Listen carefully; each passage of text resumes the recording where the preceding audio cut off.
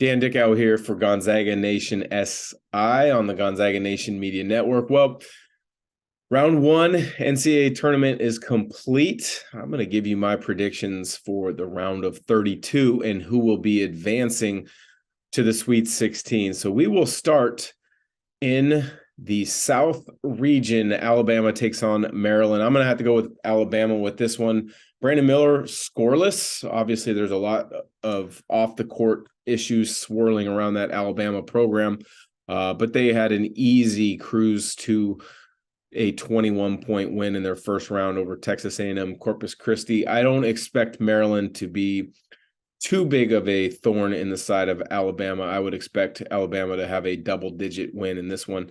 Next up, the 5 seed San Diego State taking on Furman. I'm going to go with San Diego State in this one. Saw them a number of times during my broadcast season, and the fact is the Mountain West needs this one badly. They've had a bad showing of Utah State, Nevada, and Boise State not able to come up with a win, but San Diego State can help things a little bit by getting to the Sweet 16. So I got them moving on. Creighton Baylor in a 6-3 game.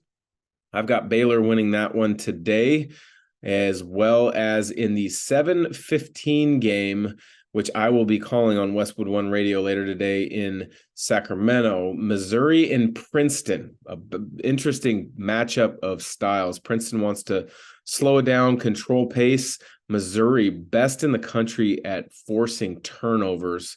So this one should be fascinating. I think Princeton is riding a high after beating Arizona in the first round, 59-55, but I think Missouri's just got too much athleticism. I'm going to take Missouri ending the fairy tale run for Princeton in the round of 32. On to the East, Fairleigh Dickinson, holy cow, big win over a historic win over Purdue, maybe the biggest upset if you look at everything involved in NCAA tournament history. Fairleigh Dickinson, not a single player over 6'7" on their roster, going up against a monstrous Big Ten team that's led by 7'4" Zach Edey. He had 21 points, 15 rebounds, but 16 turnovers, and the fact that Purdue didn't shoot the ball very well didn't help.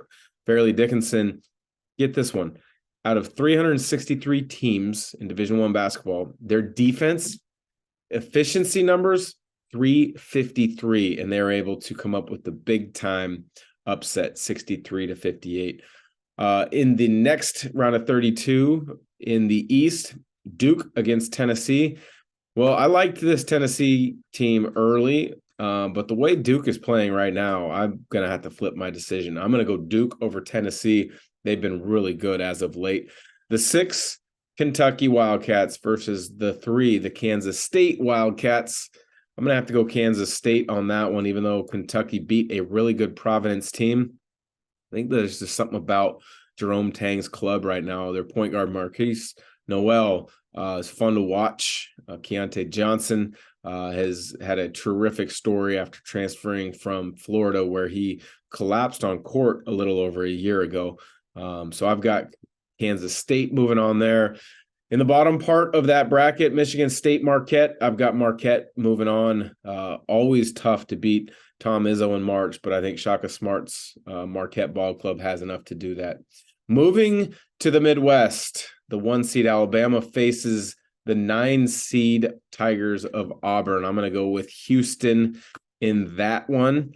Miami, the 5, Indiana, the 4. I got Indiana winning that game. Miami was pushed by 12 seed Drake, only won 63-56. But I just like Indiana in that basketball game. Number 11, Pitt, who is in the first 4, takes on the 3 seed Xavier. I've got Xavier moving on in this one. Didn't look great at times in their opening round win, but I really think this Xavier Ball Club is going to win in advance. The bottom half of that bracket, the Midwest bracket, you've got 10 seed Penn State, a team that relies on the 3-point shot as much as anyone in the country, versus the 2 seed Texas. I'm going to take Texas in that one. Now we head on to the West, where Gonzaga's bracket is, so most of you fans are probably paying the most close attention to this. Number 1 seed Kansas advanced past Howard. The 8 seed Arkansas Razorbacks beat Illinois, so that is a matchup that I'm actually going to take Arkansas in. I think in short prep matchups, Eric Musselman, is very good because of his NBA background. Bill Self may not coach today based on some of the health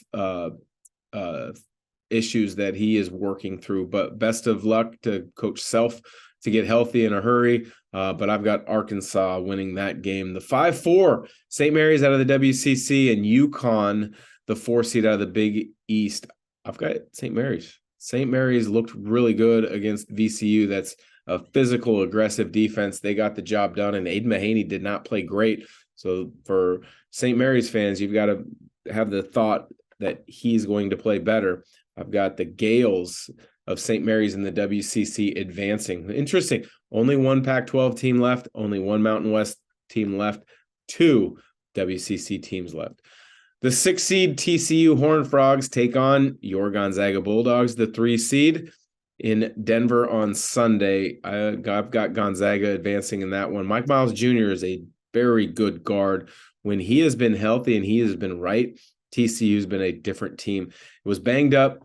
There were some question marks as if he was going to return in that second half in their win over Arizona State, where they won by 2. But he came back, played well. He's going to have to be the focal point of Gonzaga's scouting report to slow him down. The bottom game in that bracket, number 7 Northwestern, a team that beat Boise State in the first round against the 2 seed UCLA Bruins. This one's going to be fascinating because they're both really good defensive teams. UCLA won the Pac-12 regular season title, lost the tournament title to Arizona.